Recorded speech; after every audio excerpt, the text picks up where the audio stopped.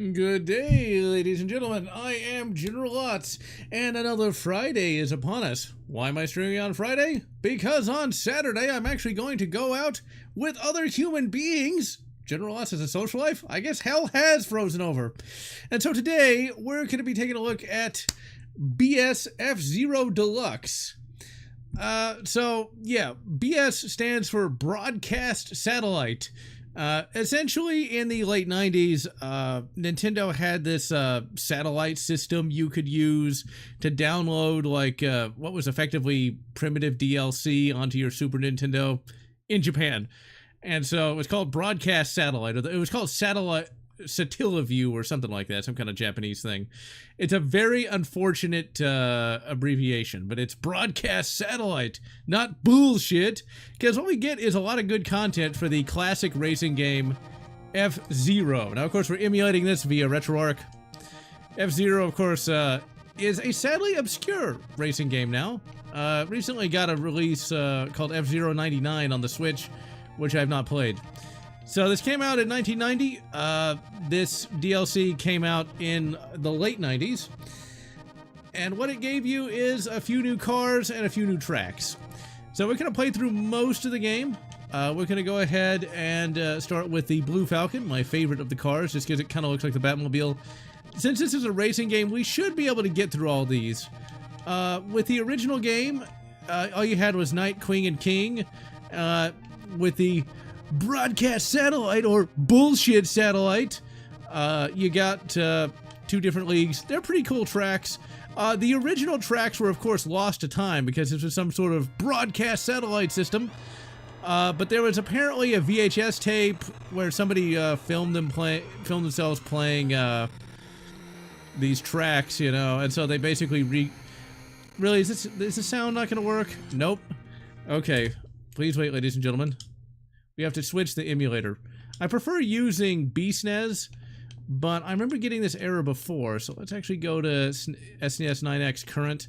It's not going to look as good, but it will sound proper. Here we go. Okay, where was I? So somebody essentially found a old VHS tape with somebody playing the BS tracks, and then it was recreated. Well, I'm already kind of screwed. And it was recreated via the fans and released as a ROM hack. So F-Zero here was basically a tech demo and was a launch title for the Super Nintendo both in Japan and in North America.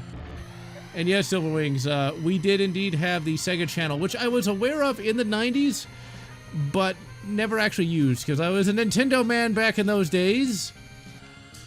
So this is a game that has aged remarkably well. Now, the Mode 7 system works really well. I mean, this does play very fast, and this is basically, I think, like a scaler of some description. And so, yeah, this is a very fun little racing game. Like, it is very quick and responsive. Like, it blew a lot of the racing games at the time completely out of the water. Wow, I am really sucking like you wouldn't believe. Can I blame the chat? I can't imagine how much the Sega Channel had to have cost back in the 90s, though. That could not have been cheap. Like, anything computer and internet was very expensive back then. Like, I didn't even use the internet until, like, 1998. And hello, Snap Ninja, and hello, John Doe. Now, there is a plot for F-Zero, but since this is a game from 1990, there isn't much of one in the game, like at all. It's just race and win. So right now we're playing as Captain Falcon. He'd become popular like with the Smash Brothers games, but there was a little comic book released for this game when it came out. And I've actually read it. You can find it online. Basically, Captain Falcon is a bounty hunter and race car driver. Also, the game is like set in like the 28th century or something. It's set in the future. The other cars have character too. The yellow car is basically Spacelon Musk. The purple car is a weeb, and then the green car is a lizard man. Yeah, I finally got the internet in the early 2000s myself, MA77. The Sega Channel used cable to download the games. Yeah, it would have had to have done something like that. Well, F-Zero did differentiate itself from Mario Kart in the later games. Now, for me, I prefer this to Mario Kart by far. Like, Mario Kart to me just is a bit slow and a bit boring. Then again, I am a big sci-fi fan, so I much prefer the sci-fi aesthetics of F-Zero compared to Mario Kart's more childish aesthetics.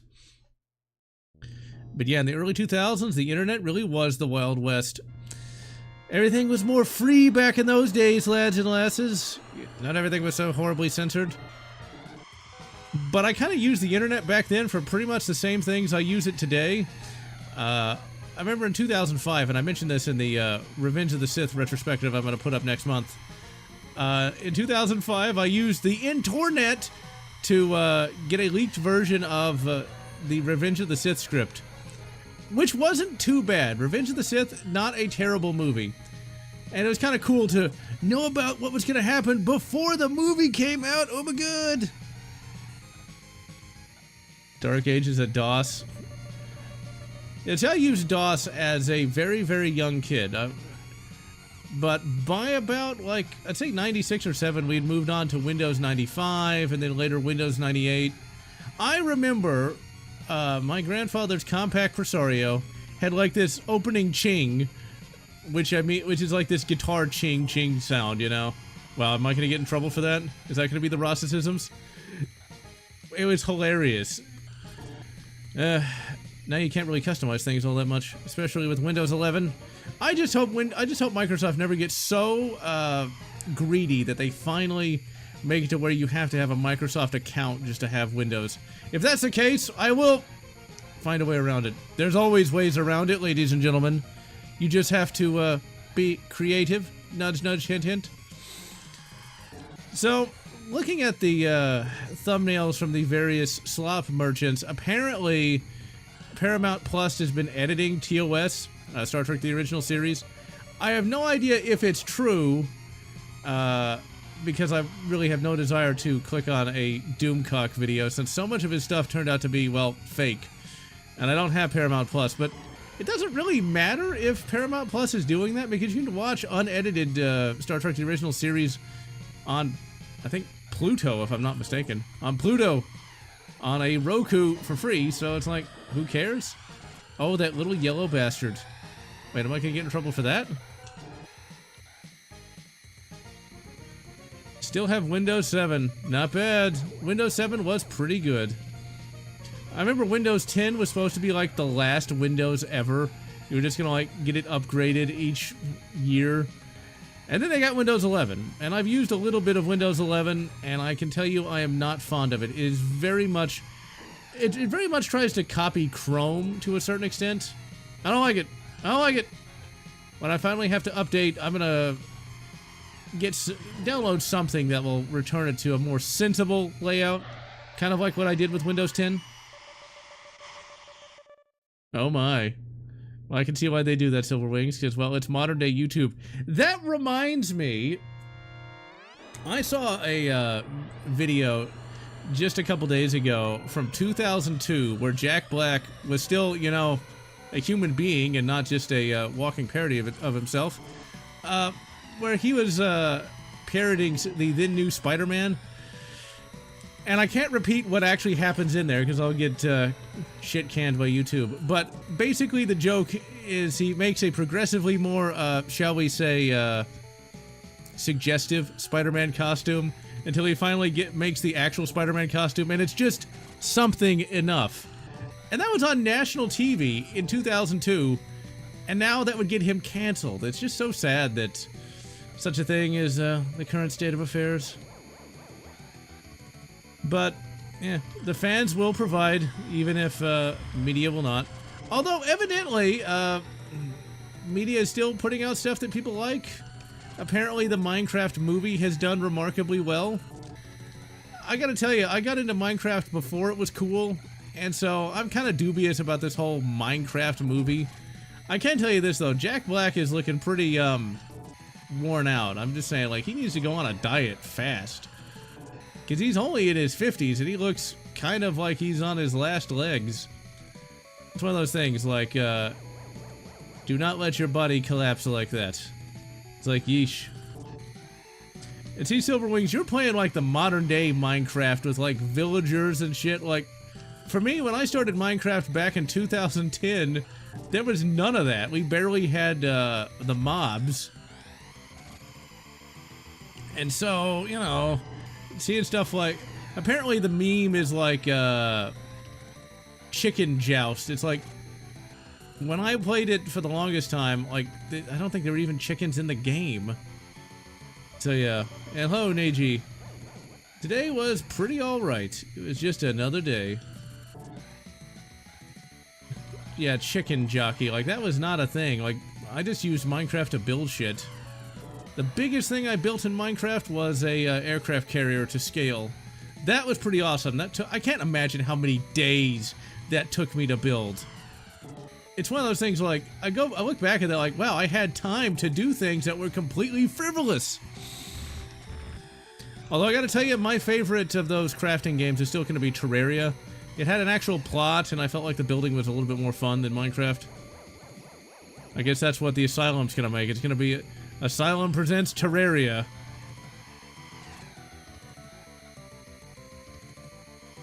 I don't know if that... Well, the Minecraft was originally a crafting game. Like, originally you were just supposed to build shit, and that was it.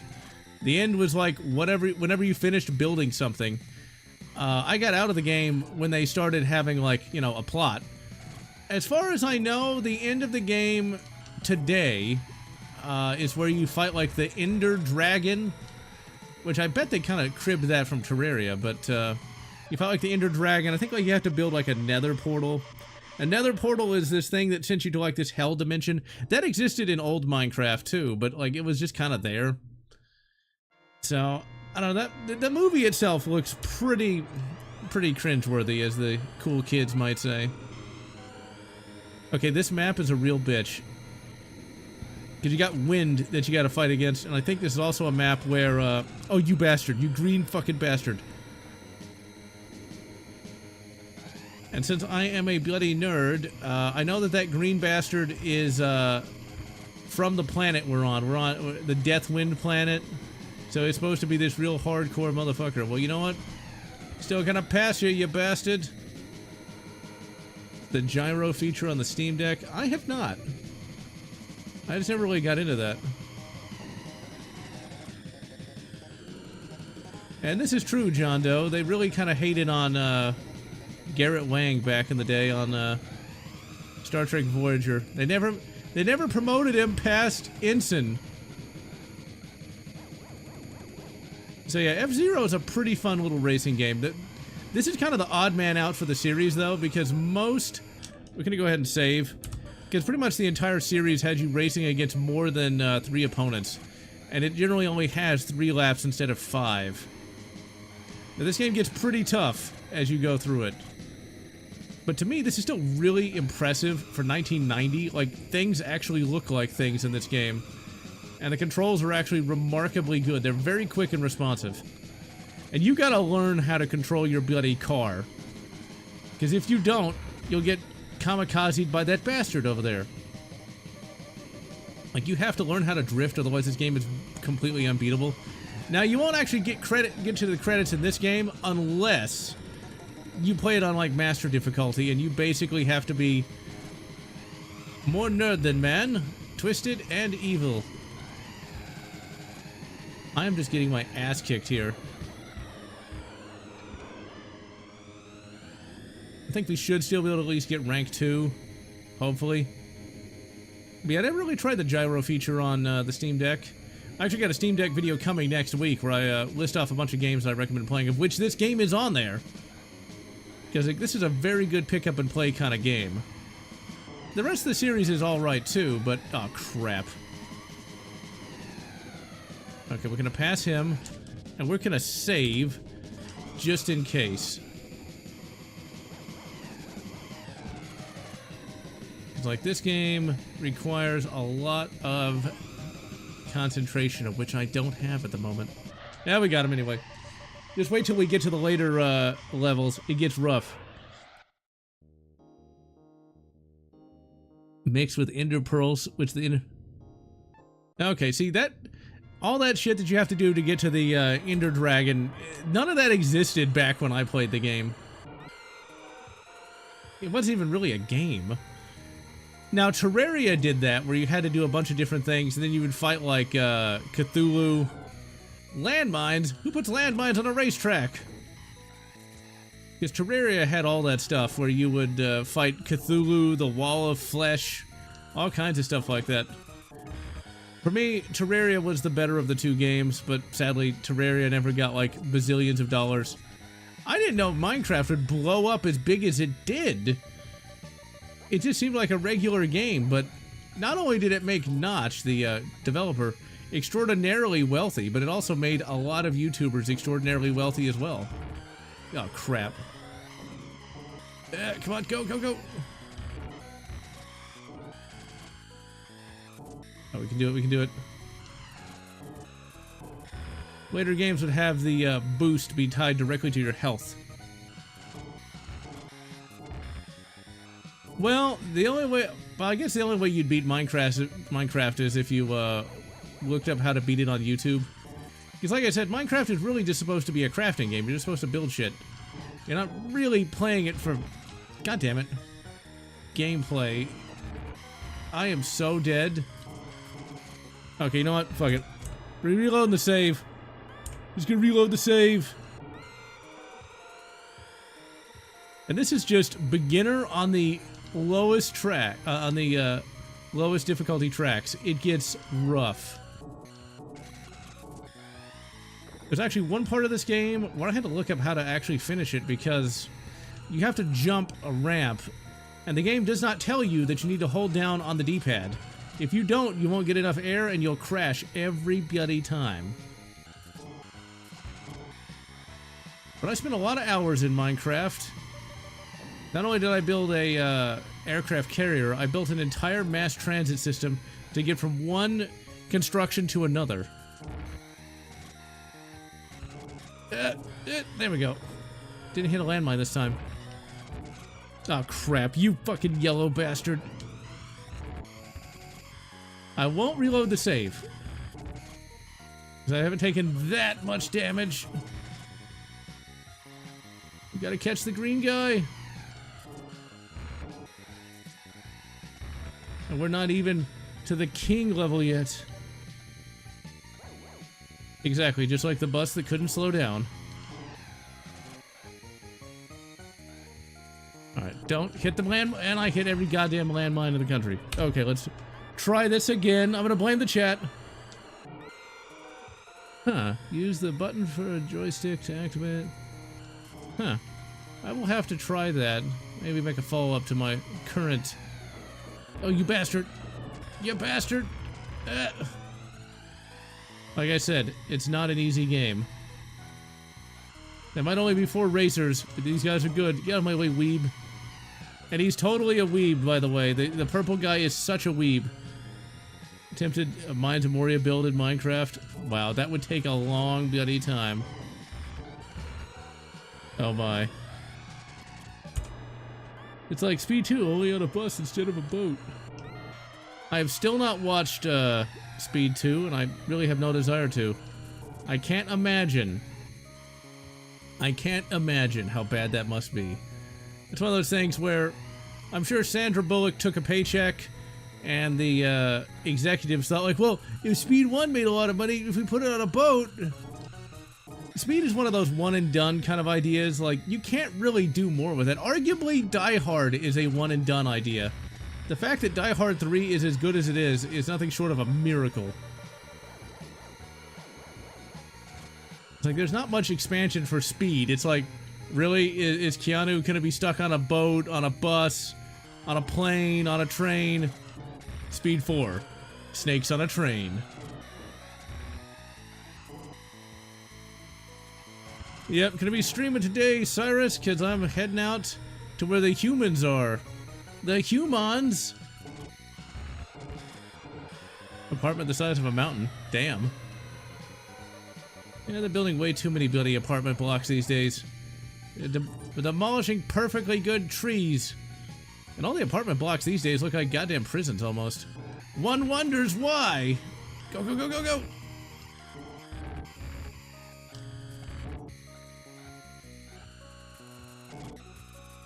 And then the save corrupted. Oh, I remember that happening. Oh, I remember that. I used to be in a Minecraft server where we'd build all these awesome things, and then one day we'd log in and it would all be gone. Oh, that was painful. Yeah, I don't think I'd ever really want to live in an apartment. That sounds very unpleasant. I lived in an apartment for a few months, many years ago.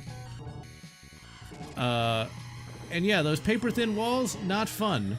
Not fun at all.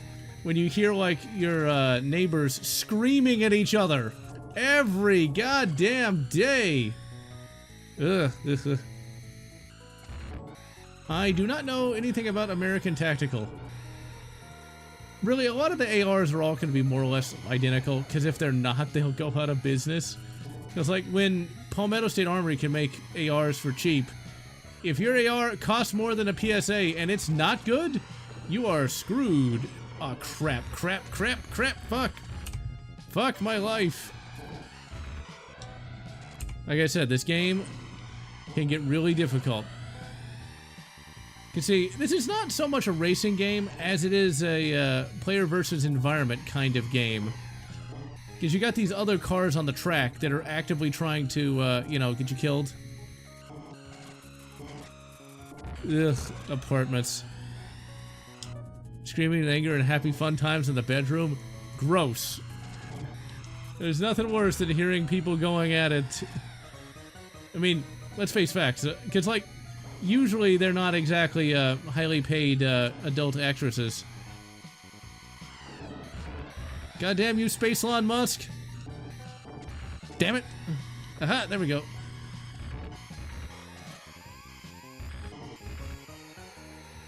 We're gonna do it. We got, like, no health. Oh, hell yeah, we're gonna save here. There's nothing. Oh, you. Go.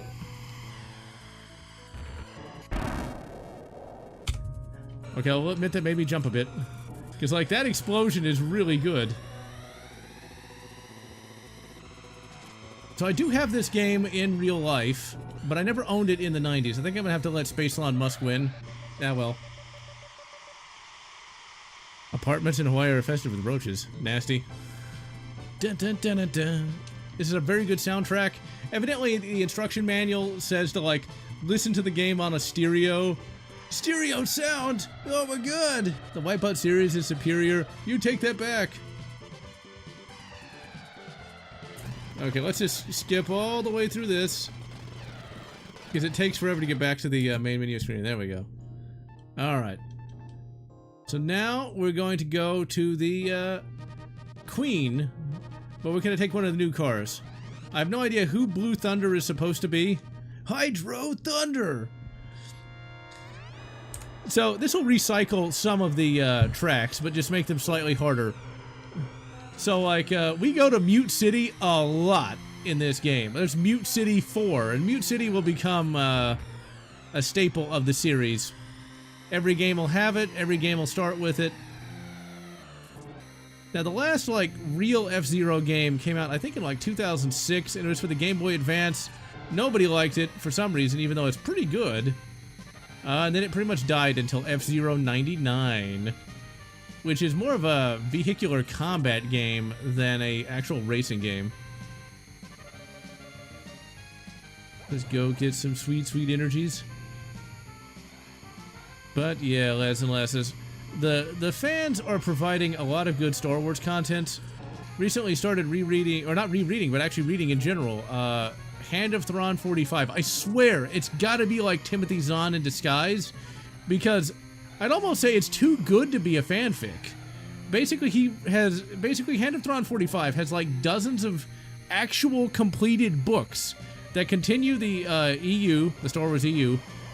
It's formatted correctly, it's got proper punctuation, it's got proper spelling, most of the time. What I'm reading right now is a story called Attrition, and one of the characters gets up off of the soda. I think it's meant to say sofa, but whatever. That's like one misspelling I've found in like the entire bloody story. The story itself, it basically fills in the gaps between Heir to the Empire and Hand of Thrawn duology. Let's see. I've yet to rank first in F-Zero 99. I can imagine. I bet it's pretty tough. And very few games have this sense of speed, like, at all. And remember, this is 1990. The Super Nintendo had a lot of really impressive games on it. Eventually, I plan on streaming a game called Wings 2 Aces High, which is another Mode 7, oh crap, game, except you fly a World War I fighter plane, a Sopwith Camel. Man, I am so glad I didn't live back then. That Sopwith Camel used what was called a rotary engine. Now, you might think, like, oh, it's got, like, you know, like pistons arrayed in a circle, right? No, the whole engine turned. So it was constantly pissing oil everywhere. And it's like, yeesh, they made those guys tough. Ballistic NG, I've heard about that game. And we don't need no blast processing around here.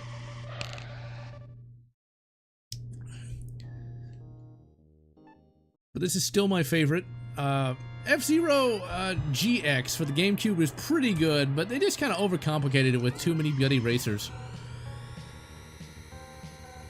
See how are we going? 31 minutes. So yeah, I really like these city tracks. I mean, like, this is 19... Ooh, this is a shit map. I remember this. There's these goddamn rails that kind of like suck you onto them. Oh dear. Not only do they slow you down, but they also do a bunch of damage too.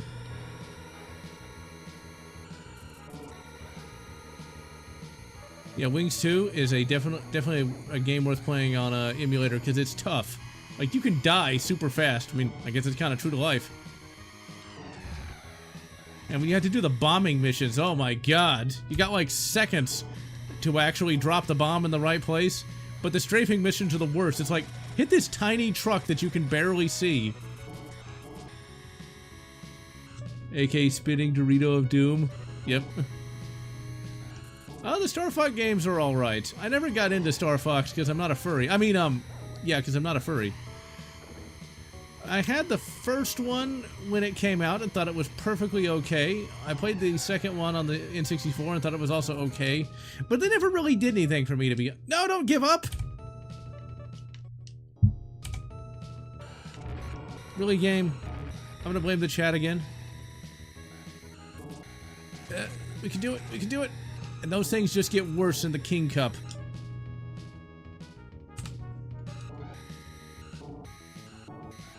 But Star Fox, it was just too, kind of constrained for me. And yes, do a barrel roll. That is a classic. I still need to play that PC port. I have it on my, hard drive, but haven't gotten around to it. As I've, been working on the Doom video for May. I'm doing a whole big retrospective on Doom modding. And that is taking way longer than I thought it would. There's been a lot of updates for Project Brutality. Like, they've taken it... No! God damn it! They've taken it to, like, a whole new level. Unfortunately, they broke the movement speed. I'm going to stream that next month, but they really broke the movement. It feels really floaty. They've completely decoupled themselves from Brutal Doom. But really, at this point, Brutal Doom is cool and all, but, like, Project Brutality has so much more going for it than Brutal Doom does. But it makes sense, because Brutal Doom is done by, like, one guy, whereas Project Brutality has a whole team. Has a whole bloody team behind it, and it really shows. Okay, let's save right here. Now, if only you could knock those assholes off into the bloody city. Tom Green rues the day Star 64 was made? Why?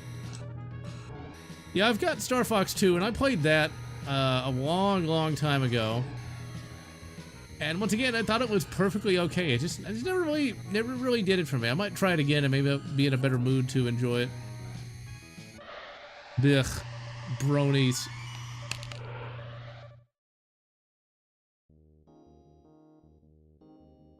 And yeah, the weapon sprites really are quite impressive in Project Brutality. One thing I've noticed, though, is you don't get that many ammo pickups in many of the levels.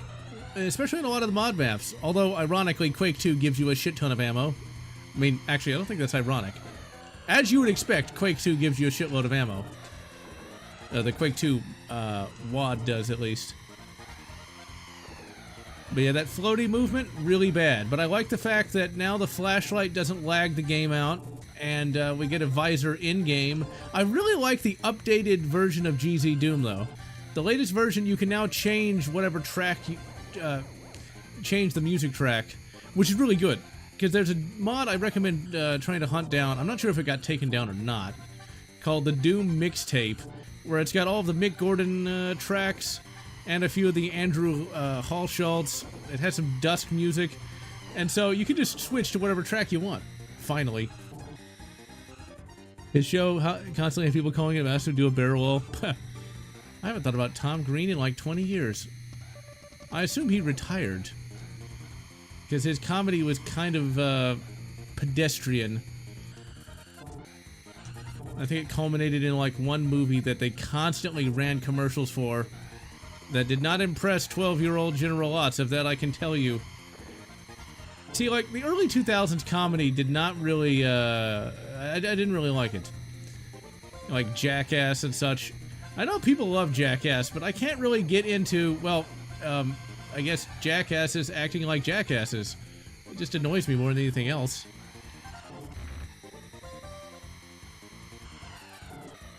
I can imagine that something like Freddy Got Fingered was god-awful. I remember there was like a random like slop news article talking about 2001: A Space Odyssey. A really boring movie, by the way. And how like in the real 2001, instead of going to Saturn, Freddy got fingered. How sad. Hyper Exterior's brutal expansion that adds some new weapons from BD21? Huh. Oh crap! I blame you, Triple X! You made me crash into the wall! Bronies are still a thing, huh? I remember in 2010 they were like just starting to become a thing. Like, I don't know, I don't see the appeal of like My Little Pony, although I can kind of understand like some people just want something wholesome, but still though. But going back to Handathron 45, like that is one of the greatest fanfic writers I've ever seen. In fact, I think that's gotta be a real writer masquerading as a fanfic writer. It's gotta be. Like, it's just too good for it not to be. Like, it feels like it's really part of the true Star Wars expanded universe. Also, I think this would get Japan canceled for calling it White Land. Just saying. Just saying, people. We're getting spicy tonight. Now, if you think this part is, if you think this map is rough, just wait till we get to White Land 2. Because it's even worse. Now, White Land here doesn't really emulate 100% right, but it gets close enough. It doesn't get the layering quite right, which is kind of annoying. Let's see, like, Cyrus, you put your dog tags on the gun because it looks cool. And I think that's a reference to Crisis 3, where Prophet, he does that with his bow. I assume that's the case. Well, I mean, 2001 was kind of, yeah. Oh, crap. You know what? We're just gonna have to reload the save. This is a game that's very easy to lose. Damn you, Snow! We don't even have tires! We're in a hovercraft! Now this is pod racing. And 2001 was... God damn it! The only problem is, it looks like it'd be very, very cold. Go, go, go, go, go!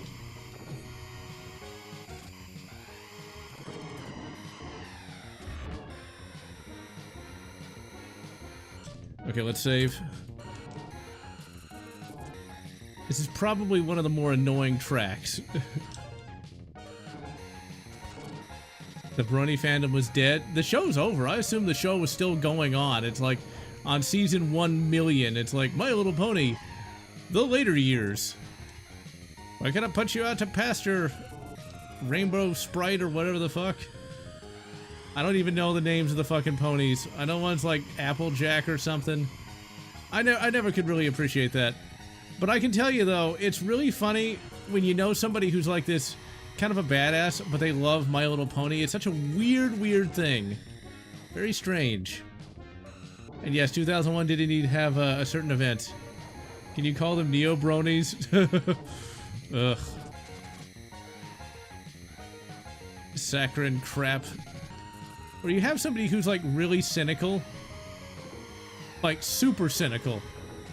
Love My Little Pony. It's such a weird thing. We got the kamikaze car here. We just got snack barred. Snack barred by a pastor.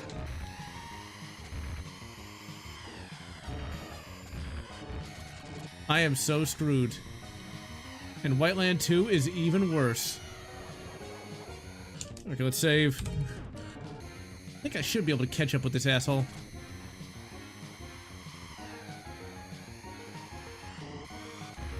Nope. You don't have to take that corner just right, you are screwed.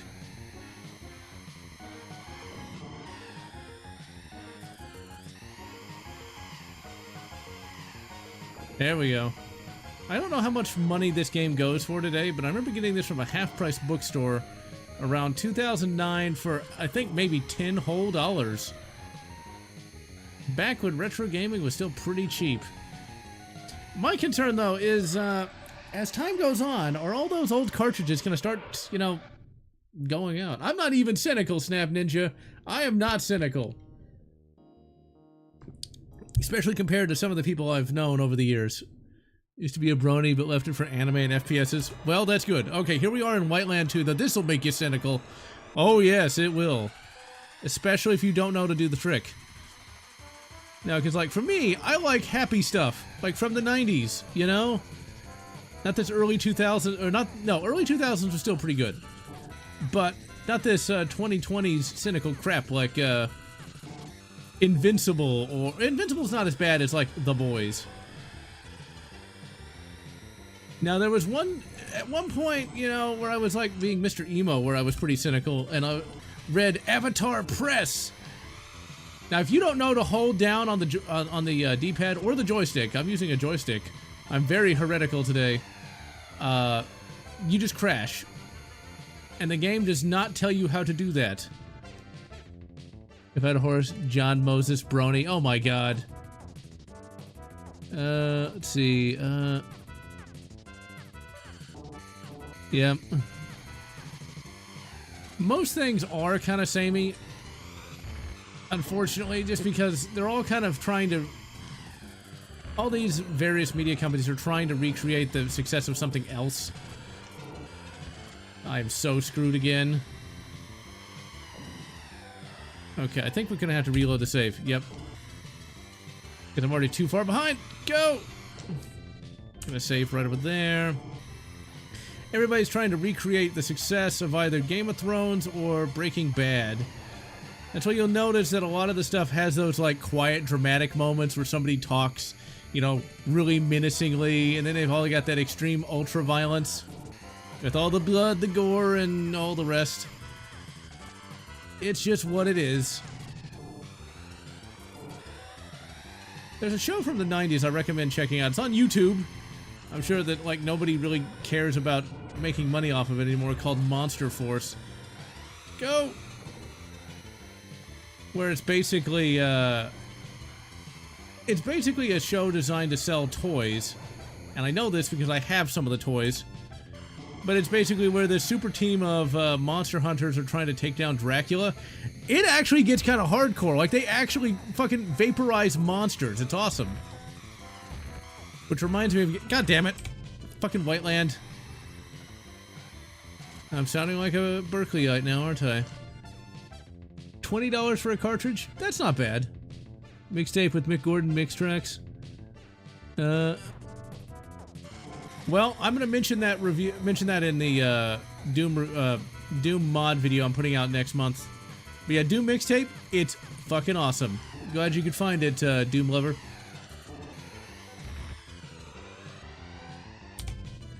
Monster Squad, know any virgins, Bip? Oh, Monster Squad. Now that's a classic from the 80s. Especially where that, the kid named Horace uses a shotgun to blow the shit out of the creature from the Black Lagoon. I mean, and Monster Force does mostly the same thing. And Dracula is still the main villain. But it also brings in, like, the great-grandson of Larry Talbot, a.k.a. the Wolfman. And he's like the nerdy guy, but who can turn into a giant werewolf. Well, he's not really a giant werewolf. He just looks like he didn't shave for like a month. So like a neck beard. Seems fitting. We got Jennifer Hale as like the psychic female in a very early role. It's kind of crazy how old Jennifer Hale is at this point. Yeah, I think Nostalgia Critic was kind of hard on Monster Squad, though. Go, go, go, go, go. Oh, yeah, Frankenstein also shows up in Monster Force, but he's actually a good guy this time. Go! Save. Always save. Because Whiteland is really annoying. There we go. Damn you, Rhodesia. Okay, so... well, the slot merchants have also been putting out some content about how there's no entertainment for males, like no reading material, like books or novels for like males, but that's just not true. It's like, what about the sum total of human literature? It's still there. You can still buy it. Well, evidently, someone must have told one of the slot merchants that Larry Correa exists, because I saw a thumbnail. I did not click on it. About how there's trailer park elves. Now, for those who don't know what that is, in the Monster Hunter International universe, elves live in trailer parks because apparently they became hillbillies for some reason. Larry never really explained that one, but whatever. I just love the fact that the slot merchants will go with anything, and when they're proven wrong, they kind of have to backtrack it. It's pretty hilarious. It's kind of like when Kathleen Kennedy is totally retiring, guys, then... well, evidently not. I mean, I guess that's how they eat, but still. Is there more cartoons that covered mature topics and took themselves seriously? Well, back in the 90s, you had some of that. Exo Squad is basically Gundam, but American. It pits humanity against... God damn it, bloody kamikaze car. It's a kamacar. Okay, I'm probably only going to get second place. Maybe not. I'm not sure if I want to go home and fuck the prom queen or not. I'm just saying, it's like... not really into the whole village bicycle kind of thing there. But yeah, Exo Squad's pretty great. People die in it.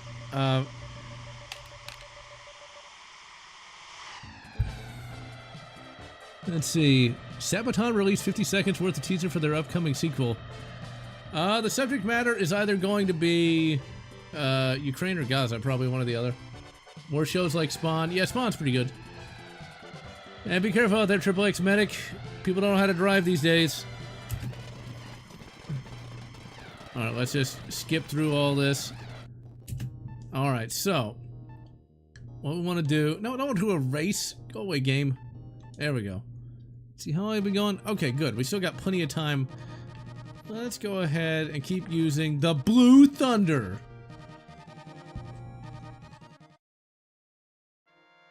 I gotta look up that Sabaton thing. New song will be on the Templars. I did not expect that. That's pretty awesome. Didn't they already do a song like that? Alright, we're on Mute City. God damn it. Mute City 3. So King Cup is pretty tough. Like, actually being able to beat King Cup, you gotta be somewhat skilled in how to play this game. I'm surprised they're gonna do the Templars. I thought that'd be kind of like a tricky subject matter. For today, who puts landmines on a track?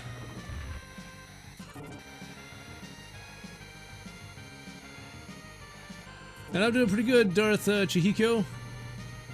Is playing some F-Zero. Made specifically for adults. There's not... animation in the US is often seen as more or less just stuff for kids, But then you have one-off weird stuff like the Bee Movie with Jerry Seinfeld playing a bee that sues the human race over unpaid wages for his honey. It's I saw it in theaters. I liked it. I liked the Bee Movie. I've got it on the DVDs. I've watched it. It's fun, but weird.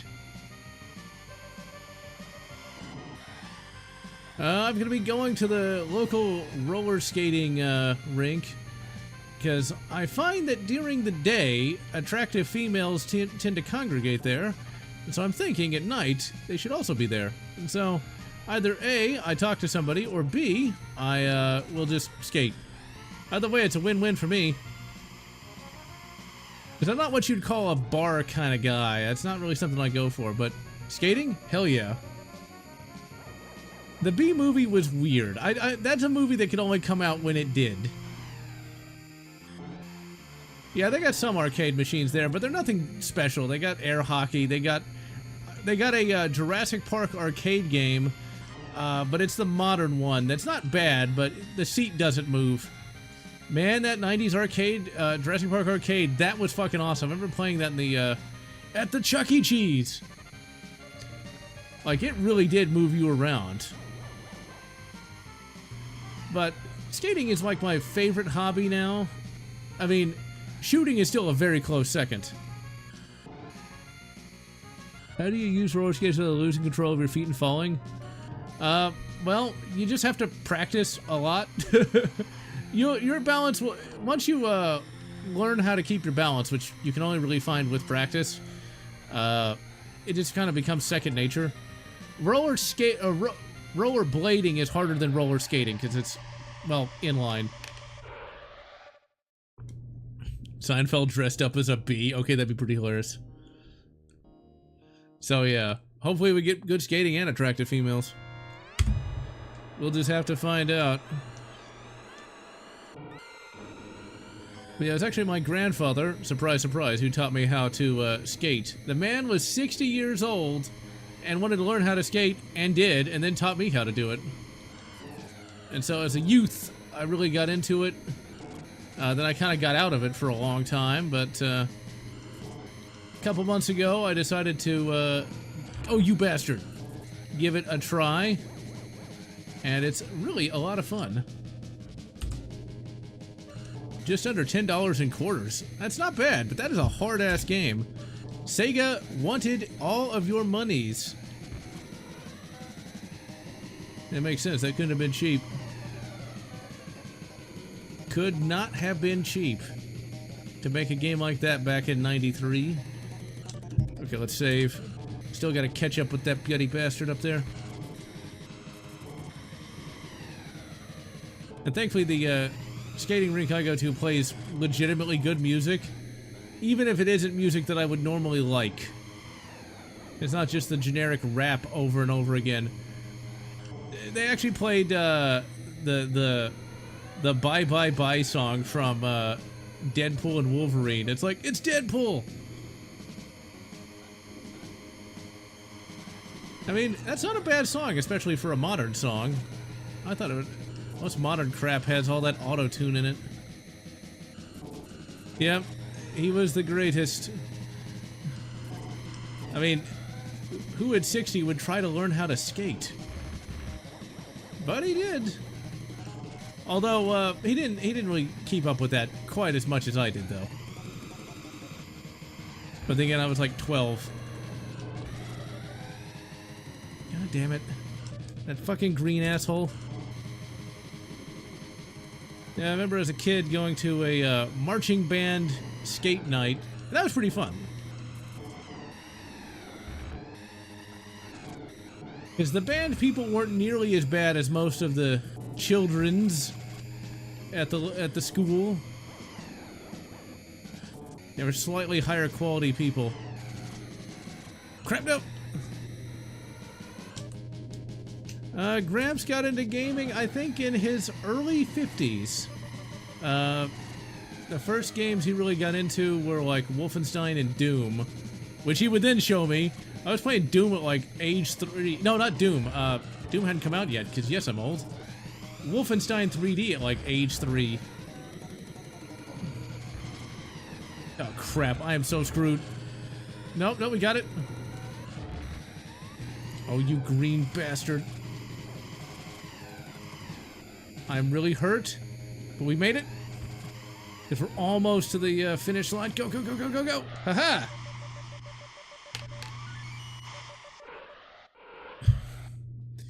You can kind of play the later F-Zeros as a death race as well. You get like this spin attack. And yes, anything PC related was super expensive back then. He was playing Wolfenstein 3D on his work computer. Now, I don't know how much that one cost, but I saw a receipt for his laptop that he had in the late 90s. It was given to him as a bonus, and it was 10,000 bucks in the late 90s, like 1998, so PCs were not cheap. LGR actually has some videos on, like, top-of-the-line PCs in the late 90s. They were, like, tens of thousands of dollars. Like, they would... We kind of take electronics for granted these days.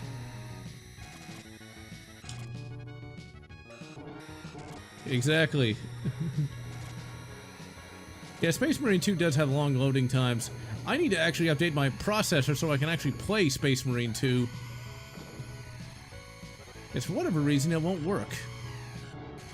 Like, my character will move at normal speed, but then the background characters won't. It's weird. I swear, modern games are not nearly as well optimized as they should be. Okay, I think we're gonna have to reload the save. Yep. Because King Cup ain't easy.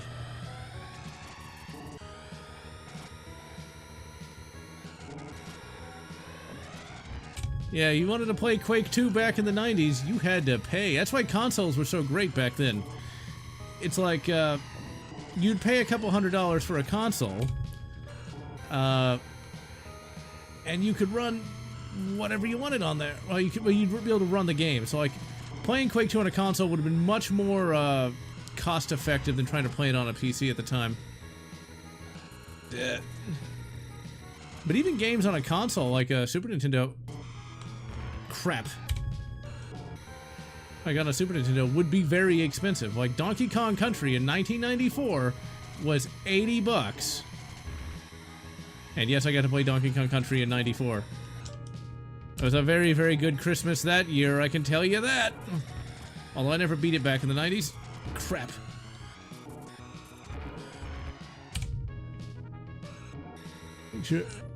Make a lot of Doom videos.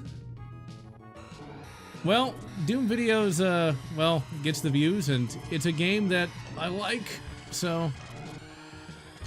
But I also like to put out a wide variety of content, too, like the, Episode 3 retrospective. God damn it! It's what gets views. I gotta grift, ladies and gentlemen. At least I don't have a channel based around, drama. So there's that. Okay, you purple bastard. Save. Because it's always funny, like, if you have a drama channel, like, you have to constantly be hunting for drama. Or if it's drama based on somebody. It's like you're just waiting for the next drama dump to come. No, you bet. There we go.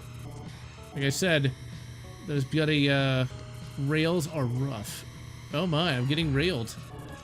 And not in a good way. Okay, we might be able to do second place. Okay, seriously, who wants the prom queen? There's a movie with Michael J. Fox called Teen Wolf. It's not a bad little 80s teen comedy, but it's one of those movies that I watched with Gramps back in the day. I'll never forget this. After all these years, in the movie, like, Michael J. Fox, who's the titular Teen Wolf, wants to get together with, like, the hot blonde, but he's got, like, this brunette, like, this hot-ass brunette friend. And Gramps and me are watching this movie, right? And he turns to me, it's like, if you go after some kind of hot blonde that's that stupid, I'll beat you about the head and shoulders. I thought that was hilarious. Hence why I've always been a brunette man myself. Would you consider Doom to be a perfect game? I don't think any game is perfect, but it definitely is a game that is very replayable. And it's gotten a lot of mods over the years. Oh, you fucking kamikaze car! It's gotten a lot of mods over the years, so there's just so much content for it, whereas other games don't really have that sort of thing. You bastard. It's like they drive direct... They drive right into you. Like, that's not good sportsmanship.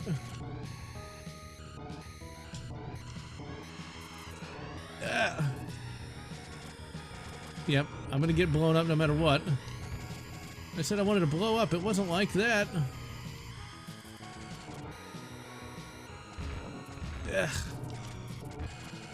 Because you've got to keep your speed up as you go around these bloody corners here.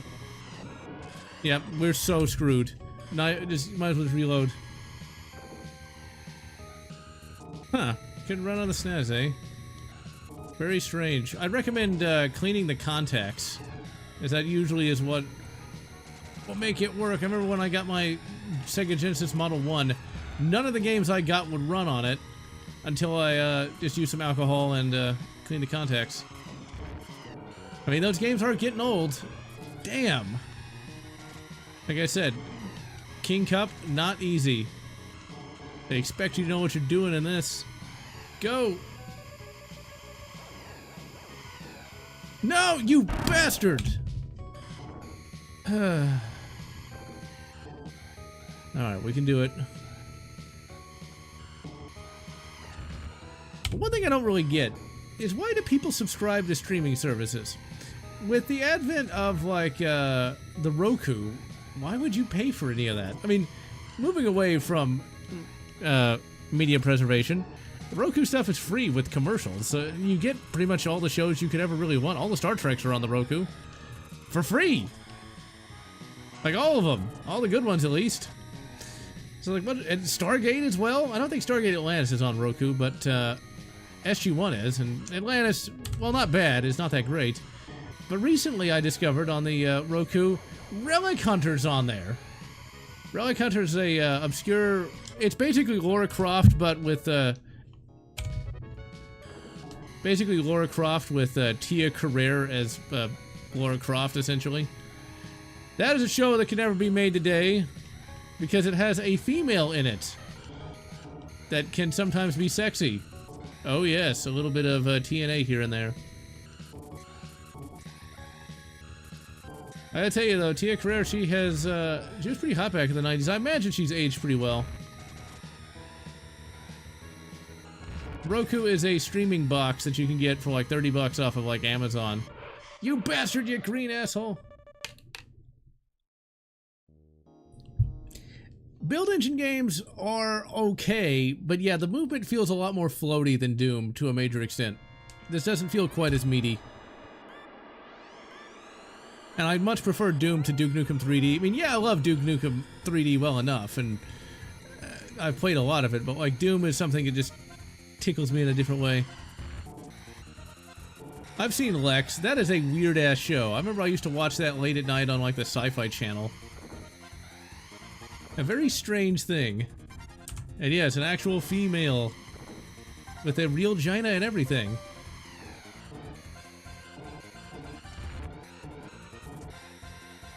See, like, TV today just comes off as kind of fake or disingenuous. Evidently, and I have not followed this up with any research, but came across like a random comment. Apparently, like in the High Republic, which is a book series in the Disney Wars, the Jedi were having dance parties. Really? You got these monastic, like, wizards, and they're fucking dancing around like children? What? Build engine games have enemy explosion push the enemy towards you. I think I'm gonna die. No, I did not. I came close because I paused that as I crashed into the wall. Crap, crap, crap. There we go. We're good. We're good. Yeah, Gina Carano is pretty nice too. Enjoyment from Doom mod. It's like Ashes 2063. Yeah, Ashes 2063 is pretty good. Way too hard though. Need more health and ammo. That is a thing that you start to see in a lot of modern day entertainment, is the dancing and the singing and stuff like that. Like Subspace Rhapsody. Oh my god. In Star Trek Strange New Worlds, the modern day Star Trek, you literally got like everybody singing and dancing. Unfortunately, all the actors and actresses in Strange New World really need to get away from social media. Anson Mount, the guy playing Captain Pike, is one of those people that's going nuts because of, well, you know. And is saying, I'm gonna leave the country. On my Roku called Tubi. Yep, Tubi is pretty great. On Fury, best modern boomer shooter. For me, the best boomer shooter is still Dusk. As Dusk really, it has the trappings of a boomer shooter, but it is its own thing. I got a video coming out later this month on a Medieval, which is the quintessential boomer shooter, but lacks personality to the point where it's pretty boring. I think a lot of those boomer shooters just lack the personality that the 90s games had. Ion Fury does have decent personality, though. And I remember it being mostly fun, but I never go back to it, unlike with Dusk. Oh, crap, crap, crap! So the way this game is programmed is, the opposing racers are always just behind you, no matter how fast you go. Yeah, I played Dread Templar, and it was okay. It just didn't really do much for me, though. I played a lot of boomer shooters like Wrath, Aeon of Ruin. It was 100% all right. Just a lot of those games end up feeling kind of samey. Go. It's so easy to crash on King Cup. And this is on beginner difficulty, so the other racers aren't even that hard. There we go. We got it, we got it. Don't crash into the goddamn kamikaze car. That's gotta be the most annoying enemy in the game. God damn it. It's so easy to lose it.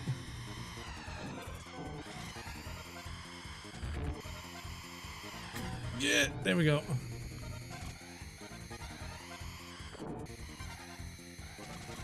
I still need to play Sin. I've had that sitting on my hard drive for at least a decade and never got around to it. For me to really get invested into a game, it has to have either really, really good gameplay or a story that kind of pulls me in. It's like, you know, Area 51 doesn't have the greatest gameplay, but man, that conspiracy theory plot, you know, David Duchovny as like the main character. It's like, hell yeah, I was there. Save. Save. Save all the time. Now, see, like, F-Zero doesn't really have much of a story, although there is an anime for F-Zero. I have no idea if it's good or not. I've only seen one scene from it, and it's Captain Falcon jumping out of his car in space and punching a guy in the face while saying, "Falcon, punch!" And, like, the whole galaxy explodes.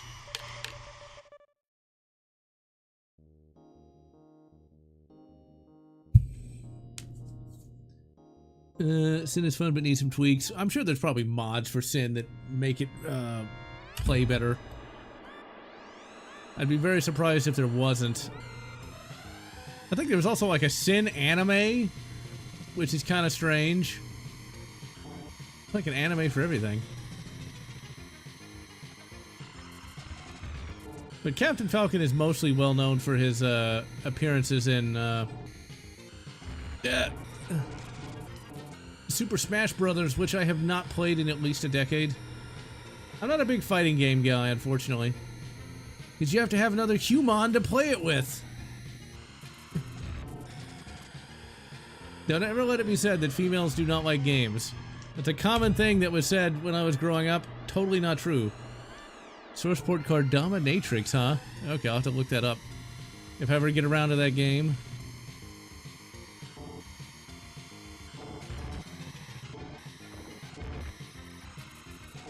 Yeah, like, there's a common belief that women only really like Super Smash Brothers and Mario Kart. This is not the case. I find that, at least from my small sample pool, that the females like Street Fighter quite a bit. Specifically Street Fighter 2 and 5 for some reason, which is a bit strange. Kind of oddly specific. Played Outcast. I don't recognize the name unless you mean Jedi Outcast. So this is like the last track for King Cup. And it's a doozy. I don't think I ever actually beat this one. We'll see if I can do it. Is it gonna be pod racing? Is it gonna be Wizard?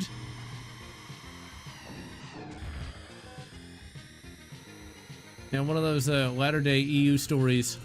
Ben Skywalker, not Solo, says the word wizard, and Luke just kind of looks at him like, what the fuck did you just say? Okay, come on, come on, come on, come on, come on. Okay, we might not be able to beat that purple guy.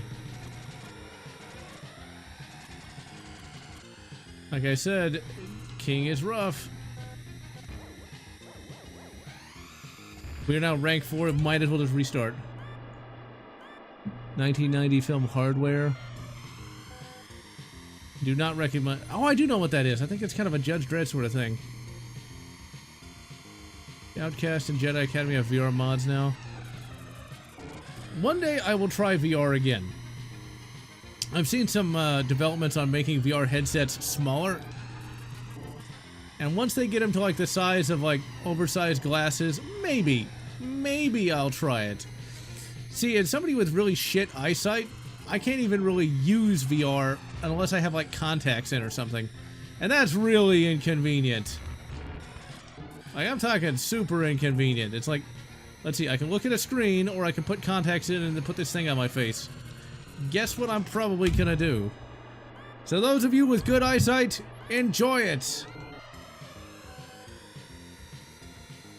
I actually tried to use a VR headset a few weeks back at a local arcade to play that, I think it's like Sound Saver, Music Saver. Unfortunately, I'm trying to put this thing on my face. God damn it. Fuck. Put this thing on my face, right? I can see nothing. That was $10 wasted. I might not be able to beat this one. We might just skip to BS. Broadcast satellite! I wonder if they're gonna make like a Valve Steam... The Steam VR. If they could make a VR system for like people with glasses... Okay, I might as well just reload the save. Then maybe. Then maybe. If it was light enough, convenient enough, I might try it. Again. Fully immersive VR FPS complete with gun controller and VR treadmill. That'd be pretty neat. That would be. I mean, get something like that Ready Player One where you wear like a suit. The Silvermania Gabe Newell video? No, I have not. Crap, crap. We're gonna need to just start saving, like, a lot. Side challengers. If you have really bad eyesight like me, you gotta spend a shitload on glasses. Like, a lot of money. Like, you can't just get, like, a $10 pair of glasses. Oh, no. We're talking, like, hundreds of dollars.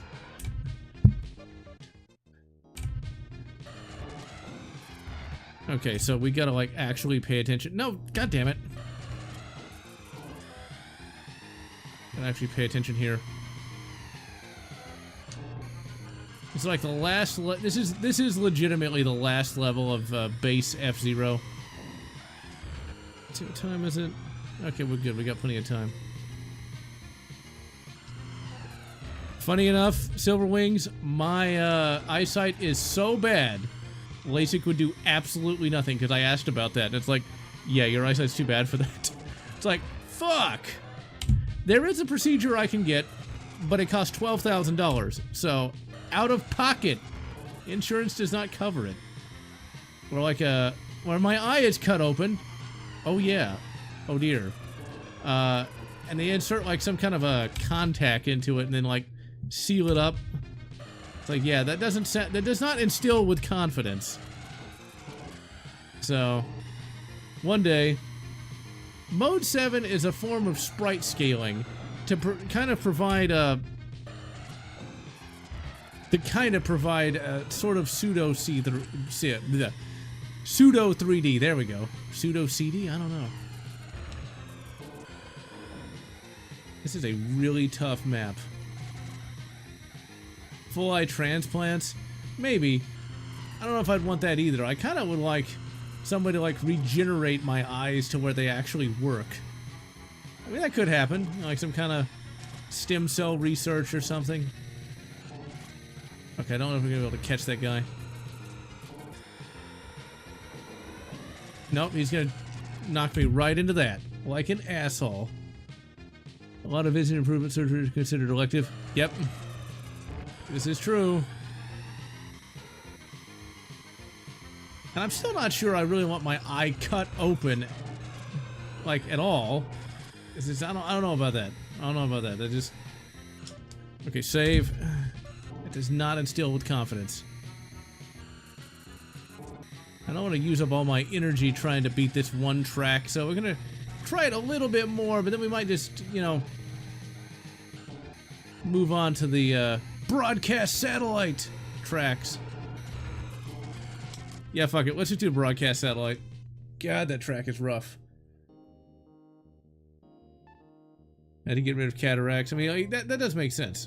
Okay, let's go to the broadcast satellite tracks. Now, the tracks we're about to play do not exist anywhere, but someone essentially found a... Okay, let's go back to the beginning. Broadcast Satellite was a service that Nintendo had in the late 90s for the Super Nintendo. They would broadcast via satellite to your Super Nintendo these tracks. They're, of course, lost to time, because no one bothered to save them. Somebody recorded themselves playing this game on a VHS. That VHS was found, and then the fans basically pieced together these tracks from that. They didn't get the data off the VHS, but they basically just watched the tape of the gameplay and then crafted these tracks afterwards. And they're pretty good tracks. They're not bad. They're a bit rough. But I just love the fact that fans will put forth that much effort to, like, resurrect old gaming content. I mean, you think Nintendo would do such a thing? That people would buy the super rare version of F-Zero, but no! But no, they won't do that. Nintendo is really lazy about some of their old games. They released F-Zero Climax on the Nintendo Switch a couple years back, which was a Japan-only game. Did they bother to put a translation patch in it? No. Why would they do that? I don't want to blade anyone in my eye. Yep, that would be bad. The lightsaber method. Yeah, 3D has come a long, long way. I mean, there was a time when, like, there's a music video for a song called Money for Nothing, and it's got, like, 3D that looked amazing for 1982, but today looks laughably primitive. You would think it would be Silver Wings, but no, it's like the end of the F-Zero series on the Game Boy Advance. Although I wonder if there is some hentai content in it, I don't know. F-Zero is mostly clean. Atari 2600 had internet back in the day? Really? Wow. Now I might replace my eyes with cyberware, you know. Have some infrared vision. Probably still be like $1 bazillion. The one piece of like sci-fi technology I'd like to be able to get is an exosuit. If only so I could give it to my grandmother. It'd be nice if I could get her like a powered exoskeleton, which exists but is very expensive, so she could, you know, walk around, which would be nice. Go! Let's see, this map really does not emulate quite right with SNES 9X. I mean, it's not bad, but when we get to the water, it's gonna look kind of rough. 350 bucks? Might have to see about that, although then again, I'm sure the $300 exoskeleton's probably not that great. But I'm talking like a really good exoskeleton. You know, something that's fairly lightweight. Kind of like what you saw in one of those Marvel movies, the one that... Oh, crap. Cyber Eyes, Terminator Vision, that'd be pretty cool. One of the reasons why exosuits have taken so long to get invented is trying to get it to where, like, it won't crush the user.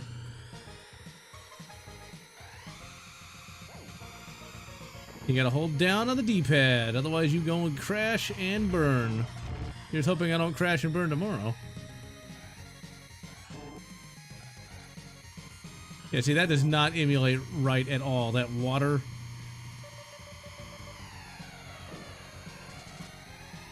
For whatever reason, Super Nintendo games emulate better on the Steam Deck. Yeah, try to figure that one out. Exo legs. From Stalker. Go! Go! God damn it, fucking bumper car.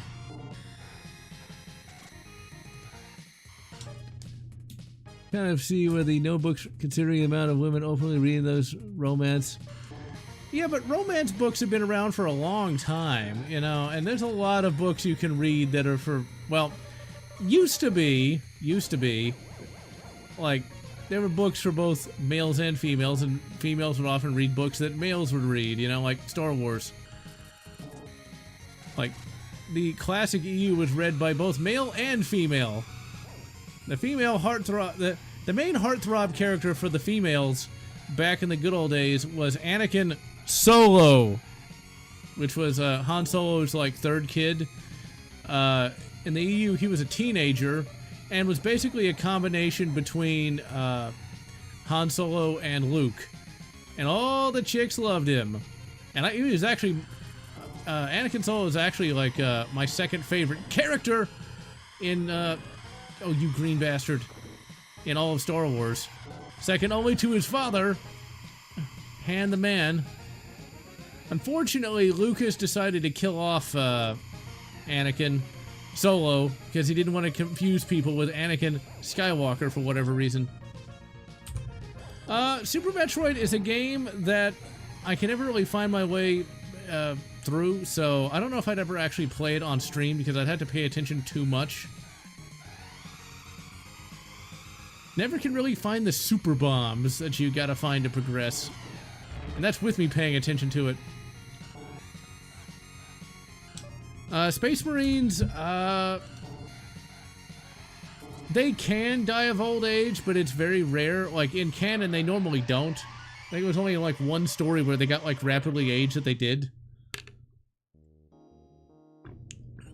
In current continuity in 40K, Dante, who I think is the chapter master of the Blood Angels, I think. I'm not a big Blood Angels fan, but I know Dante is like 1,000 years old, so.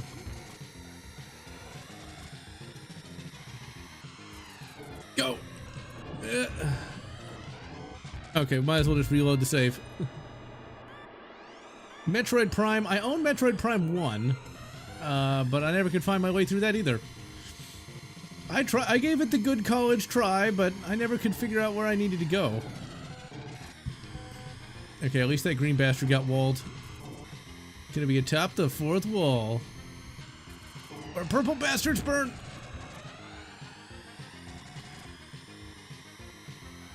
This is BS, man.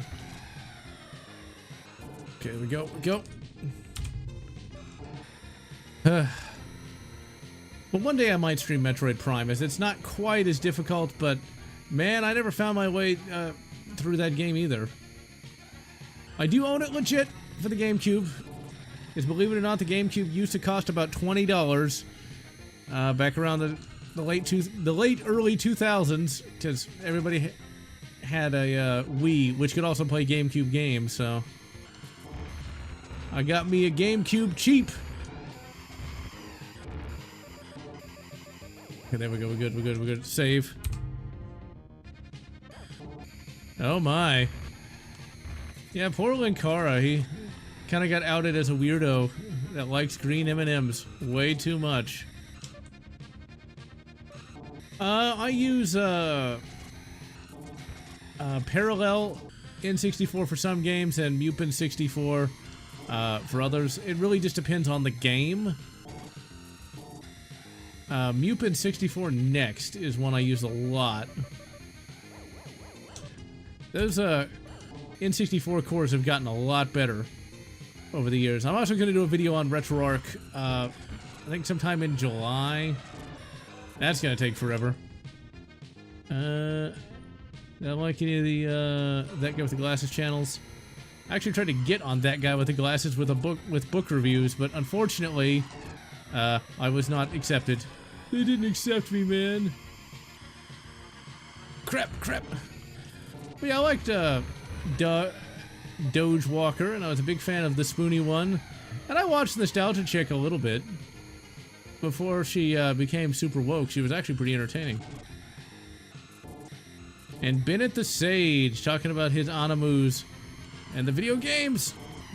I find it funny that I still remember to this very day he did a video on Dead Space 2 talking about a quote, end quote, sequel slump. Like, if you think Dead Space 2 was the sequel slump, just wait till Dead Space 3 comes out. Zelda games. I never got into The Legend of Zelda. I own A Link to the Past. Got it at a garage sale for a princely sum of $5 whole. But I never really got into any of the games. I tried playing the one with the cel-shaded graphics. I thought it was okay, but I just never really did it for me. Yeah, sadly, Lindsay Ellis became a bread tuber. Gauntlet Legends is always slightly laggy. And yeah, the N64 cores are getting better and better all the time. Got a Wii from my 19... Didn't... Fat hero. Well, I mean, that's one way to lose weight. I mean, hey, you know what? At least he was trying. That's the main thing. At least he was trying and not, you know, being a bastard about it. And Wii Sports is a pretty good... Whoa! I got completely screwed there, and not in a good way. Really? At least I still made 3rd place. I'm not sure if I'll get to go to the next track or not. Okay, good, I did.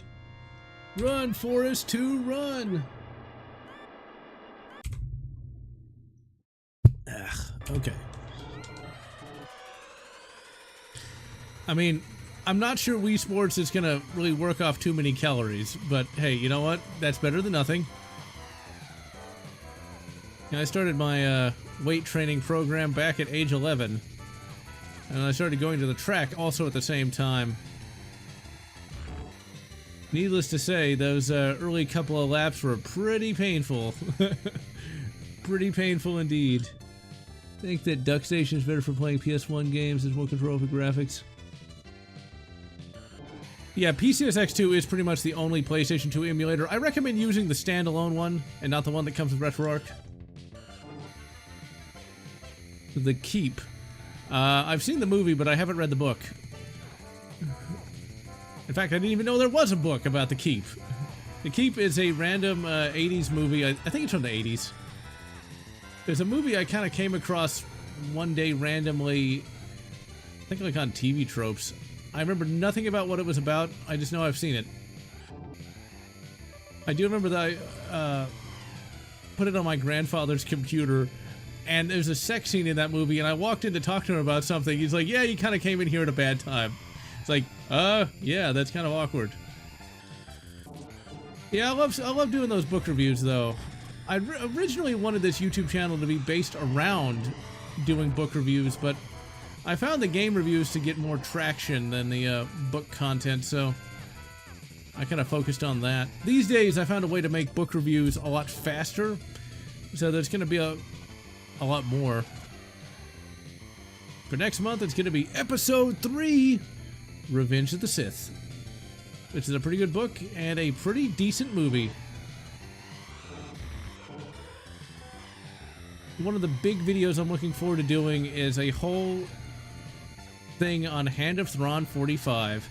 I swear it's got to be Timothy Zahn in disguise.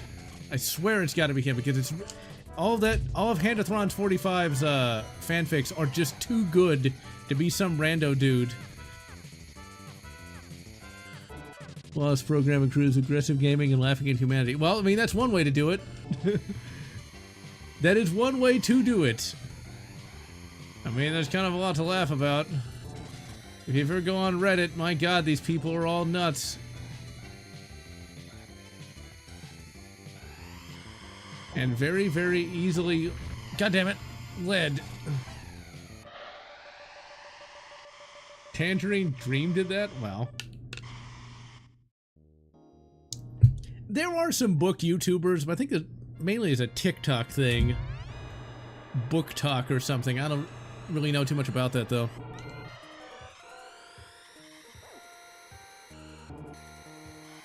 It was actually thanks to YouTube that I met some of my earliest friends via the book reviews, believe it or not. Oh crap, that's a lot of landmines. Who puts landmines on a racetrack? Oh, you fucking bastard. Purple bastards. Okay, this is gonna be painfully difficult. No, I mean, it's not really that silent. Silencer 7! But go, go, go, go, go. I'd love to see like a cheesy 90s, actually, I don't know if I'd call it cheesy, but like a 90s TV show based around F-Zero. You know, you have like a fairly decent TV actor playing Captain Falcon, and you never really see any racing because they don't have a budget for it, but it's mainly just like some cheesy action sequences. The thing I love about the 90s is it has just enough serious to take it seriously, but enough comedy to where it's memorable. Speaking of books, long before Rostopp's media preservation primarily in books, thinking all digital would be a bad idea if EMP knocks out the power grid. This is true. If EMP ever knocks out the power grid, you're going to lose all your ebooks, but ebooks are way more convenient. If you're like me, you're going to have like tons, literal tons of books. I've got, I think, like 10 book boxes, and these are huge ass boxes in my storage room. I think what ended up happening, I've heard two stories about Brendan Fraser. On the one hand, I heard that he married like a really bad harpy that kind of took him for all he was worth. And I heard from someone else that Brendan Fraser just took a break from movies to focus on his family, so I don't know which. I'd like to think he just took a break to focus on his family and didn't get taken for a ride by a harpy. Yeah, some of those videos are a bit too long, though. That's why I try to keep the book reviews to a fairly short length, but then again, like, if it's a book like Halo, I want to talk about all of it. Because I'm very passionate, goddammit, fuck, about Halo. Oh, that's way worse than what I thought. I think something like that happened to Kevin Sorbo, and that's why he got out of the Hollywood game. I kind of feel bad for anyone who tries to be a Hollywood actor these days. It's just not a fun experience, it sounds like. Yeah, poor Brendan Fraser, because I loved him in all of the stuff that he was in the 90s, like The Mummy, The Mummy 2. So imagine downloading this via satellite. I can't imagine how slow that transfer speed had to be, though.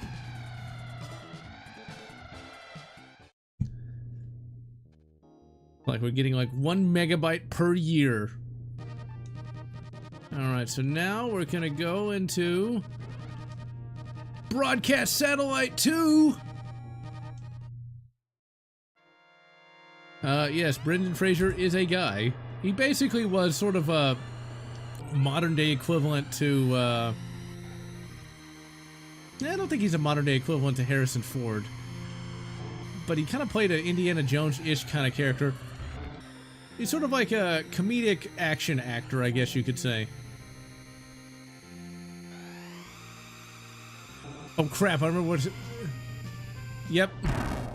Welcome to Hell. I remember this.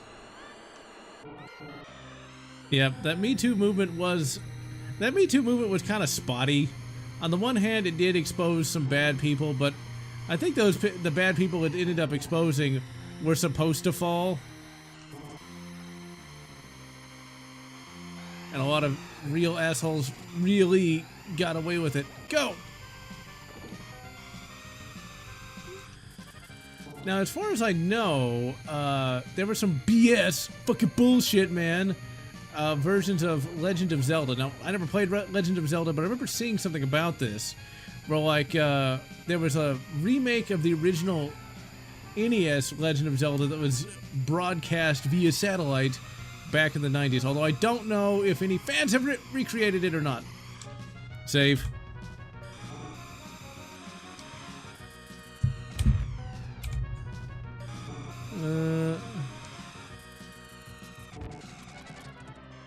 Damn it. Am I trying to read the chat and not crash? Okay, so what we're gonna have to do is we're gonna slow down. There we go. That's where you really need to brake. I don't actually listen to audiobooks. I use a text-to-speech app. And I'll listen to that at work, but when I actually want to read, I'll just read off of my computer. Because like at work, you know, you're doing work, so you can't exactly read anything, but you can listen to it. Go! Go! Okay, we're gonna have to brake and go. Save. Data downloads being as slow as they were. Yeah, downloading something like a modern game would probably take 4 years.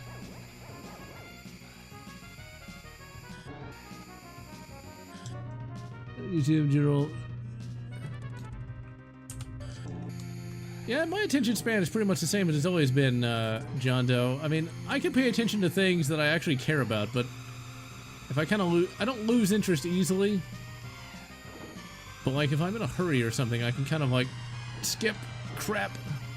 It's kind of like with music. If I'm in a hurry, I will literally skip to the good part of a song. It's like I don't listen to the build-up. Yeah, the sad part about Hollywood is a lot of it's very fake. And a lot of those people are really, really miserable. That's why they make really, really miserable entertainment. Ugh. Yeah, Death Troopers was a pretty good novel. I actually did a very early video on that. One of my earliest videos is of a short review of Death Troopers. Death Troopers is a novel where, like, the Imperials basically create Stormtrooper zombies. It's not bad, but it has Han Solo in it. And since it's like retroactive continuity, it's like, you would think Han would have brought up like, yeah, you know, when I was younger, I fought zombies. But he never does. It's got a lot of horror stuff to it. Crap! Including some Imperials that like feast upon the flesh. Because they're held up in a shuttle trying to hide from the zombies. And so they, yeah. Now, the sequel, Red Harvest, I've never read, but I've heard it has a lot of strange stuff in it, like zombies being eaten by zombie tauntauns, and then the zombies break out of the zombie tauntauns to go eat humans. Very strange indeed. Death Troopers wasn't the first of the Star Wars horror. There was like a whole series of like Goosebumps-ish books from the mid-90s starring two characters that never were seen or heard from again. And they would have to deal with like zombies and crap. Or like a planet that literally eats people. Even though something the size of a planet would not get any sort of like benefit from eating a human, but whatever. It was the 90s, you just kind of gotta go with that, I guess. There was a lot of young adult literature released towards the late 90s. Mostly Star Wars was a adult franchise. But there's like some kid books released called the Young Jedi Knights, which were pretty good. Starring Jason, Jaina, and Anakin Solo as they went to the Jedi Academy. And oh, that had a sad ending. Oh, yes, it did. You can see all those characters got old in real time. And so, yeah, by the end of the EU, before it got canned, Well, most of those characters were dead. And, the character Jason, who was, Han Solo's oldest son, Kylo Ren from the shitty Disney, basically is Jason Solo in every way. He starts out as sort of like a Jedi hippie and then progressively becomes more and more, well, evil. So, yeah, it kind of ends pretty sadly for everybody. I think Han has dealt with all kinds of crazy crap to zombies. Yeah, I can see that. The Galaxy of Fear books even had like these little holographic covers, but reading like the Star Wars Expanded Universe as an adult is kind of weird. Especially as you read some of the later books where like Han is like 80. Because yes, he makes it to that age. We never see Han or Luke die in the original EU. We don't know that they die. We know that they do die at some point because there's some stories set like 100 years after Yavin and they are dead. But we never learn what finally takes them out. Probably old age. But whenever you have like these old like legacy characters talking about being old, it's like, I felt that, you know? I'm not even old, but you consider like you grow up with Luke and he's like 20 in A New Hope, and then you read about him being like, well, 80 years old. It's like, oh dear. But since it's a Star Wars universe, 80 is like the new 40. Like, Pelion from the Thrawn trilogy, Gilad Pelion, or Pelion, or however the hell you pronounce his name, lives to like 100, but he gets shot in one of the books and dies. I think he gets shot by a character who ends up getting redeemed at some point, though. I don't remember. I read all that shit a long time ago. It's one thing for the youths in the audience. As you grow older, time will start to be a little different. Like, God damn it. Okay, so Sandstorm is going to be a bastard. Time will feel a little different. Like, your perception of time will feel, well, different. Like, a year will feel almost like a month sometimes. I still remember back when I was 18, I remember seeing that, like, one of these Star Wars books was going to come out in 2008. That's, like, way in the future. Oh, dear. Oh, this is going to be a hard one. This is a short track.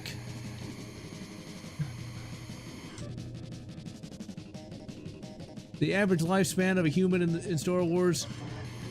With the technology they have, the human lifespan should be substantially longer, but it's mostly the same as our world. Mostly. Although, if you're rich, you can live a little longer. And people can actually stay, like, there's not, in Star Wars, there's no Alzheimer's or anything like that. So, like, Han at age 80, of course he's a lot slower than he would be at, like, you know, 40, but he's not like a broken down old codger or anything. And Boba Fett can still kick ass, mostly. Abeloth shows up in the Fate of the Jedi series, which is really the last story arc for the expanded universe. And it's really sad that they ended Star Wars. It was really starting to course correct after the Legacy of the Force, which was basically just the prequels, but with original trilogy characters. Not sure what they were thinking about with that. Go! Yeah, if you have the Force, you can live pretty long.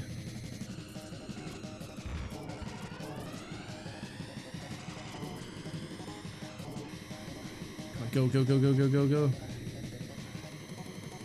Let's see, this is not an easy track. Not as bad as that fire field, though. Guess I could have tried to get some of that energy, but it's not worth it. Space bacon, exactly. That's one reason why I would never want to actually end up in any different universe. Just because, like, what would you eat? Like, if you end up in Star Trek, you can eat, like, real food or regular food. But imagine you end up in Star Wars. Like, what are you going to eat? It's like, you know, regular food doesn't exist. Well, I mean, like, I guess, like, bread does.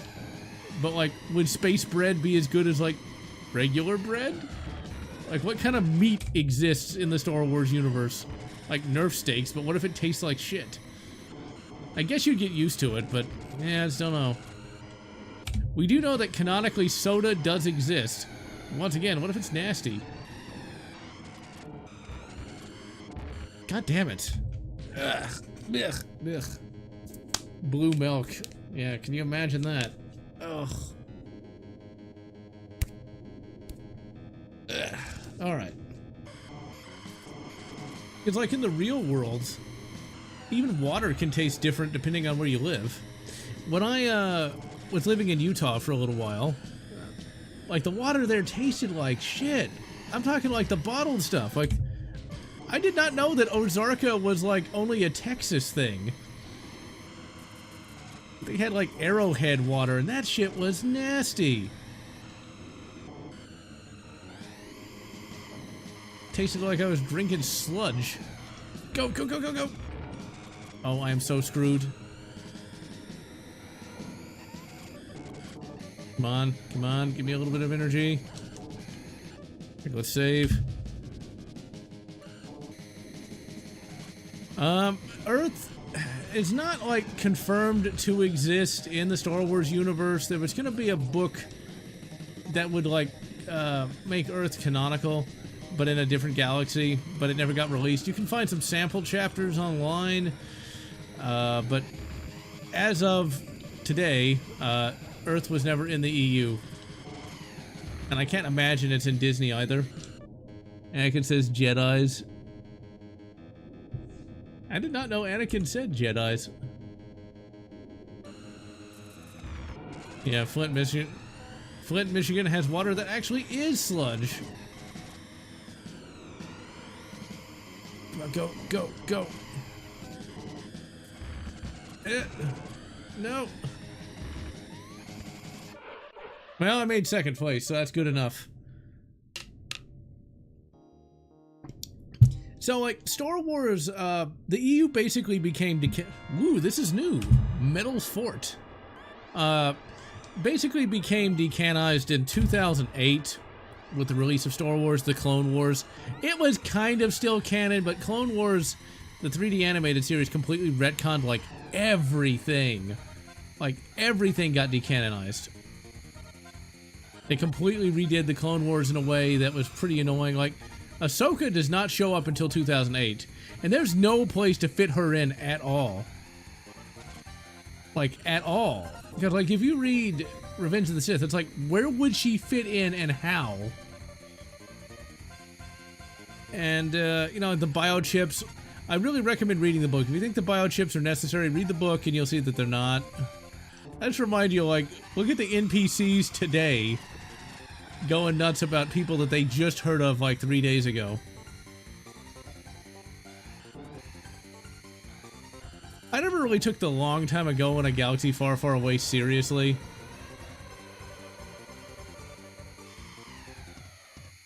And they completely retconned the Mandalorians too, to where like they're pacifists or something. It's like, what? When did that happen? Why did that happen? Oh, god damn it. Really, I'm all the way back here? There's been some fan attempts to, like, explain where and when the Star Wars galaxy is. There was one fanfic I read a long time ago. I'm talking, like, when I was a teenager. Where, like, it was a Star Wars versus Star Trek fanfic. That you could tell the writer had a bit of a bias. Damn it. Because he made Star Wars win, like, all the things. And even had Captain Picard get, assaulted by Jaina Solo. It was a bit of a fetish, I think. But it basically was where Star Trek was the distant past of Star Wars. So, that was an interesting way to do it, but I really don't like the fact they had Captain Picard get assaulted. Although I'm sure that Patrick Stewart would have been happy about that.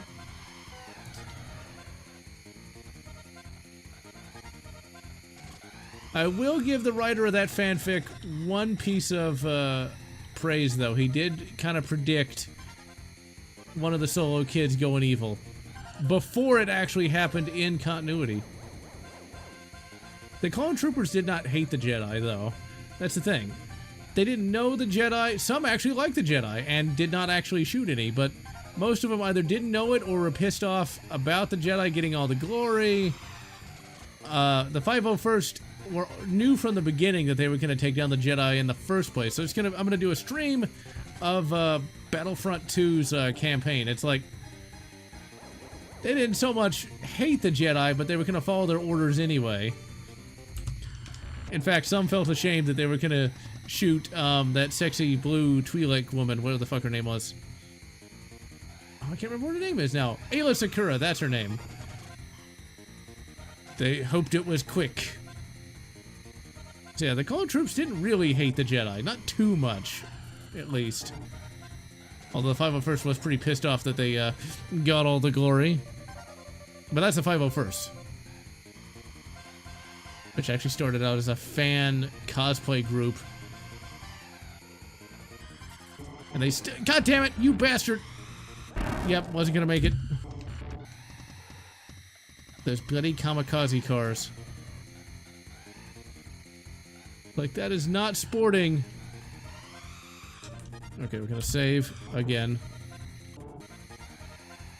There was an attempt at the very end of the EU in 2014. Holy crap, thank you, Triple X. And so far, we are winning. Without the use of hentai. But at the very end of the EU, there was a novel called The Last Jedi, oh dear, that tried to reconcile all the continuity. I'm talking like all of it. Ahsoka and everything. I've not read it, but I have it, and I will eventually do a video on it.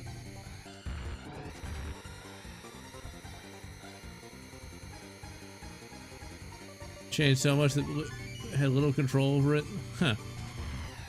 I've not seen THX 1138, but man, that number is constantly repeated all throughout Star Wars. Go! Save.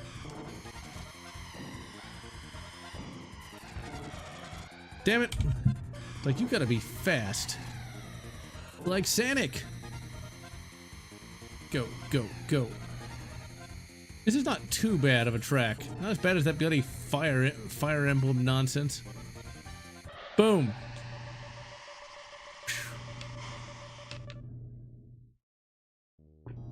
Let's see, did we go through all of them? Nope, Metal Fort 2!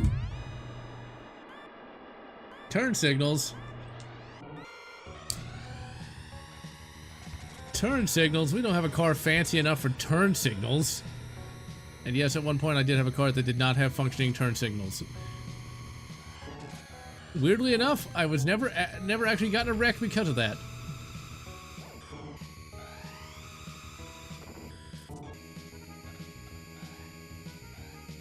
Yep, it's pretty wizard there, Zoloft.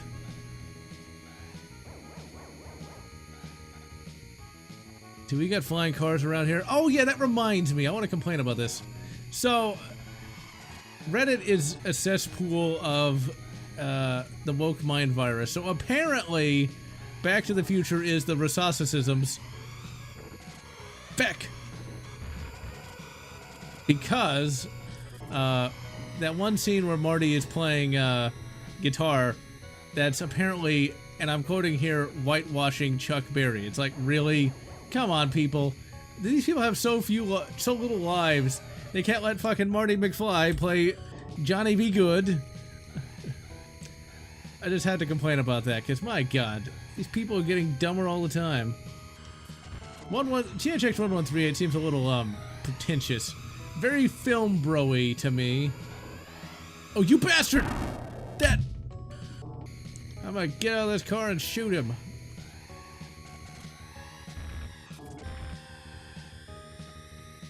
Alright, we've got... It still isn't that bad. Mode 7 is what allowed the sprites to move around in the way that they did. It was a big development at this point in time. And yeah, F-Zero on GameCube is pretty awesome. And yes, the mind virus makes these people complain about everything. And it was going on back in the 2010s too. I don't know how many of y'all remember the movie Star Trek Into Darkness, which is basically just a clone of Wrath of Khan. They had to recast. So Khan Noonien Singh was supposed to be, well, an Indian dictator. Well, guess what? We can't do that. So they had to have him played by Benedict Cumberbatch. And there was complaints about that. It's like, you can't do anything right, apparently, according to the fucking internet. It's hilarious to me. That's why you don't even try. Fuck Twitter. And Reddit. Reddit's not all bad, but man. Yeah, F-Zero GX. There's also an arcade for F-Zero, like FX or something. You know, for... And yeah, Benedict did pretty okay, but he's not, you know, Ricardo Montalban.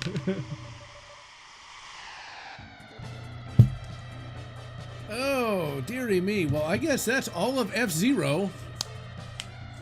Oh, and it was 2 hours too. All right. I gotta tell you, F-Zero on SNES, still pretty kick-ass. Definitely a game I really recommend playing. Let's go ahead and go to the stream ending. Alright, so if you never played F-Zero, you can easily find it via media preservation. You can easily find the patch for that on romhacking.net. There's even an online utility where you can easily patch the ROM file. One day I might stream Gran Turismo, but that's not really my kind of game. Alright, and so, I'm General Lotz. I wish you good F-Zero X, GX, Climax, and all the good stuff. And I'll chat you... Blech, or whatever makes you happy. That's kind of an abrupt ending there, but whatever. I need sleep.